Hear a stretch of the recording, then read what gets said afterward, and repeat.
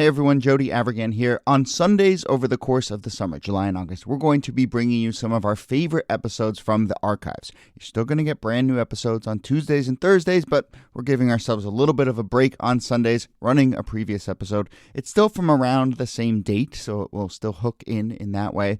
But look, we've done about 450 of these. There's a good chance you haven't heard this one or haven't heard it in a while and might want to re-listen. So, here we go with a Sunday favorite from the archives. Hello and welcome to This Day in Esoteric Political History from Radiotopia. My name is Jody Avergan. This day, August 18th, 1976, a new book hits the bookshelves. The book was Roots, Alex Haley's sprawling epic tracing his family back to a person by the name of Kunta Kinte, and in many ways tracing the history of slavery and the African-American experience in this country. Roots was a sensation, a massive bestseller of a book, and as you likely know, an epic television miniseries not long after.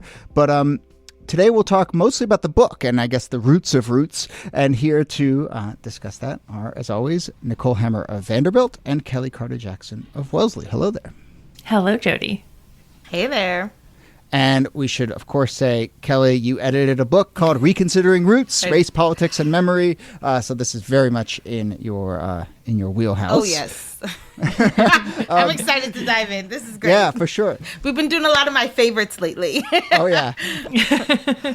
I got to say, I want to hear all about the book and so forth. But, one thing that just caught my eye, 1976, there's a bicentennial going on. I'm wondering if you can just sort of talk about Roots arriving in the midst of that, because I think the summer of what it was like in the summer of 1976 in terms of people thinking about this country's history was a really interesting moment for this book to arrive. Man. So, it's the 200-year celebration.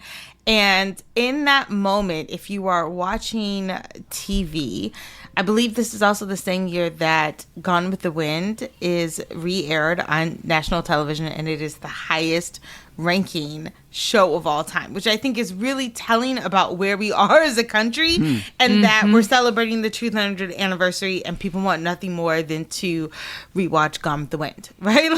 I think it says a lot. So when Alex Haley comes on the scene with his book, there was nothing else like it really on the market that people could get this full history of what it might be like to be enslaved, to live through the Middle Passage, survive the Middle Passage, survive slavery, and then have a story of descendants telling what that life was like. Roots was just a phenomenal piece of literature, and not too many things have sort of had that explosive entrance in the literary world.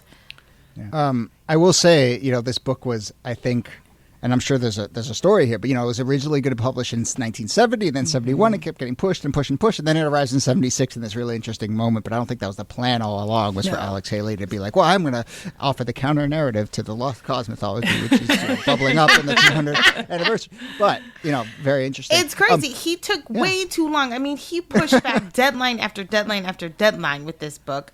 Part of the reason he was pushing it back is because he wasn't just writing the novel, he was also writing it for TV at the same time. So he's writing a script, he's imagining it first as like a TV show, and then he's thinking about the novel because they come out, one after the other. And so it's crazy. There's a really good book for those who want to do a deep dive by Matt Delmont. It's called Making Roots, A Nation Captivated. And it's really the only book that talks about the making of this book. And it's so fascinating to see how Alex Haley is touring the country. He's going all to college campuses, anywhere for anyone who will hear him telling the story of the African, saying the book is going to come out soon. And of course, it's years before it does. But he was on the lecture circuit for almost a decade before the book came out. The other interesting part of that origin story is that this was initially supposed to be a book about his family and his childhood growing up, I think, in North Carolina. And he then takes it all the way back to Africa. And I think it gets at part of the resonance, which was, for many Black Americans, tracing back your roots, you could do it a generation, couple generations, but then because of slavery and those broken networks, you kind of had to stop. And he was like, oh no, look, we can actually trace this all the way back to Africa. Not just Africa, the specific village in Africa. Like, he got very, very specific, which most people can say Africa, West Africa, maybe, Ghana or Senegal. But to be able to go back to the very village, highly unlikely. Yeah. Well, speaking of highly unlikely in the tone of your voice, I mean, first off, I think that is really fascinating that he sort of did start, I think, with a more modest or whatever you want to call it thing of like writing a personal memoir. I don't think of Modest and Alex Haley as that often linked, but I think the ambition for this, and then it became this sprawling work. But it was also, I mean, did he call it faction, like a mix between fact and fiction? Okay, and I mean, I read that it was marketed as fiction, but was on the nonfiction shelves in bookstores. I mean, what's going on there? Publishers, man, they really botched. They really botched this. So what happened was they initially said, we're going to make this nonfiction. This is a true story, which is kind of hard to believe because like there are quotes in it. You know what I mean? Like, how do you have quotations that are like 200 years old of dialogue? There's dialogue in it. So so initially they had marketed it as nonfiction, and then because people were questioning so much the veracity of this book, they said, well, it's a mix between fact and fiction. We're going to call it faction, which they've never done for any other book before. And, he gets into some real hot water, not just because of the veracity of the book, but also shortly after the book debuts, the scandal of plagiarism starts to contaminate the air. And Alex Haley has to give account for how he actually wrote this book. Do you think that undercut his work in any way? It's interesting. I think that Black people especially were so starved for a story like this that they didn't care that it was plagiarized. And when I was doing research for it, most people did not know about this scandal. So Alex Haley pays off Harold Corlander, who was the one who took him to court. And Alex Haley also gets accused of plagiarism by a woman by the name of Margaret Walker Alexander, who also tried to sue him. She lost her case, but he kept it very hush-hush. He settled out of court.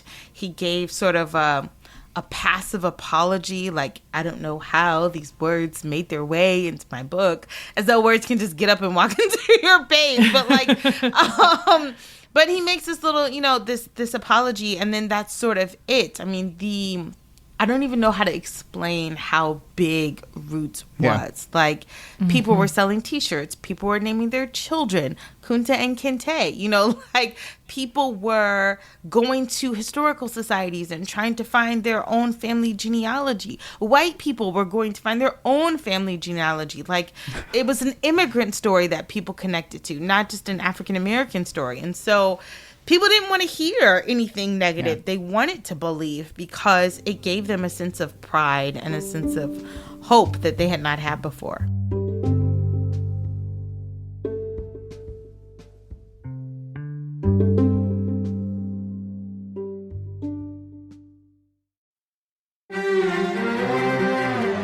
You're used to hearing my voice on the world, bringing you interviews from around the globe. And you hear me reporting environment and climate news. I'm Carolyn Beeler. And I'm Marco Werman. We're now with you hosting The World Together.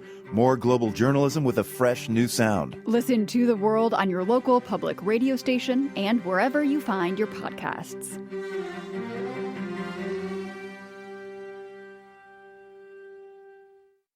Just as a metric, 15 million copies of this book sell, which is pretty impressive. Haley wins a Pulitzer Prize Special Award for Roots. He wins a National Book Award Special Citation. So there's this way in which at the time it becomes clear that the book needs to be recognized, even if it doesn't fit in the right categories for a Pulitzer or for a National Book Award. They're like, we need to do something to acknowledge the power of this book. Yeah. And, I don't know if Haley, this is not excused the plagiarism or some of the faction involved in this. But, I think part of what Haley is pointing out here is that we have histories that have been either not recorded in the first place or actively erased. And so when you're trying to do the work of telling those stories, it is difficult, and you have to use, for lack of a better word, imagination and sort of in order to start to tell these stories. And I think that's how a lot of people have kind of come to see it, as a work of imagination and a work of trying to rescue a larger story than just the specific facts of his genealogy. Yeah. It's and also... I was going to say it's also powerful because for all of his problems with the truth, Alex Haley is an extraordinary storyteller. I don't know if you've ever listened to an interview. There's a really good interview with him on Terry Gross, NPR. And he's telling the story of how he wrote Malcolm X's autobiography. And I was like gripped. I was gripped listening to him because he's so good at using metaphors and coloring this really graphic, detailed story. And his language is so powerful that, that is part of the lore, is that you can't just make up the story. You have to tell a good story. And he knew how to tell a good story. And how much does the arrival of the TV show, which is just 1 year later? Yeah, 1 year later. How much does that sort of overwhelm? I bet you there's people who probably don't even realize that Roots was a book, maybe. Yeah. Yeah. And so what's the interplay there? How much does that kind of obscure the kind of questions about the scholarship here? And how much further does the TV series take the story? Well, it didn't need it, but it almost gets a second life with the TV series, because people are reading books, but many more people are watching TV, and it becomes one of the highest ranked TV miniseries of all times. And it's just so interesting, like talking to people and hearing their responses, because everyone remembers Roots of a certain age. Everyone remembered what their response was like when they watched it. And it was so visceral. They had strong feelings of, the moment when he's whipped and forced into saying his name is Toby, the moment when, Kizzy has this relationship with the slave holder's daughter. There's all of these moments when the father is holding him up and says, behold, the only thing greater than yourself to the galaxy. There are just these real pivotal moments that people don't forget. And so in some ways, I can't say that the book gets overshadowed, because I think that people watched the series and then they wanted to go back to the book, and people read the book and then they wanted to watch the series. But it was so big. It's the last thing that Alex Haley ever wrote. He didn't write anything after that. Which is kind of, he dies in the early 90s, but so that's a decade and a half where he doesn't write again. But it's like, if you think about Toni Morrison has Beloved, but she has a ton of other books that come out after that. James Baldwin writes books, and he continues to write books. But Alex Haley kind of rested on his laurels. But I also think that part of the scandal undid him so much that he didn't feel like he could write something else. Yeah, you can understand the psychology of that, to have this book that becomes bigger than anything you could have ever imagined. And then to, like, the payout that he paid to Corlander was worth what would be today $2.7 million. That's a tremendous amount of money. And just like having to admit that some of the work came from someone else, it's a lot psychologically. Paying a lot of alimony. He got divorced multiple times. So a lot of times he's on the lecture circuit to pay his ex-wives. And it's problematic. I think Alex Haley shows that, like, when you put profit or money at the heart, at the center of what it is that you're trying to do, you can lose yourself a little bit. And I think that he got so caught up in the fame and the celebrity and the money that he lost sense of what was most important. Yeah. Interesting.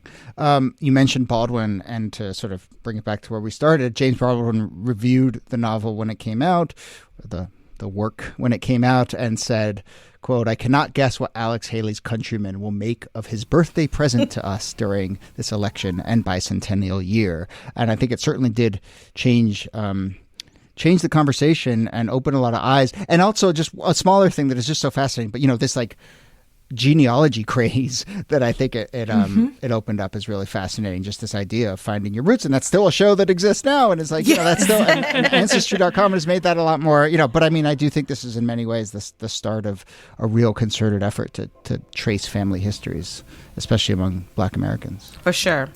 I think in a lot of ways, Sammy Lewis Gates has sort of picked up the Alex Haley mantle, and sort of, if Alex Haley had the technology that Sammy Lewis Gates did, I feel like, and had lived long enough, I feel like this is what Alex Haley would be doing for everyone. Yeah. Well, if Alex Haley had the technology, maybe he would have published his book in the fall of 1970 instead of 1976. Go right on Ancestry.com. There you go.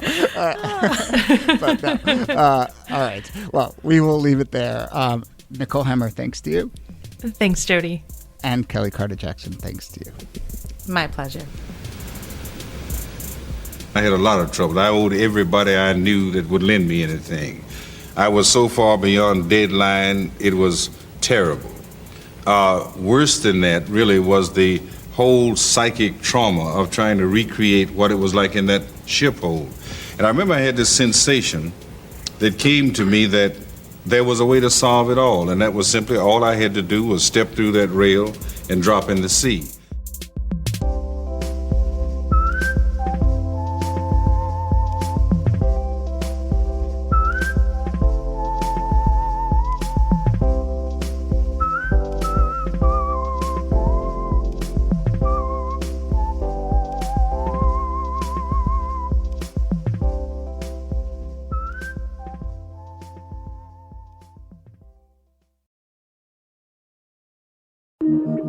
Radiotopia.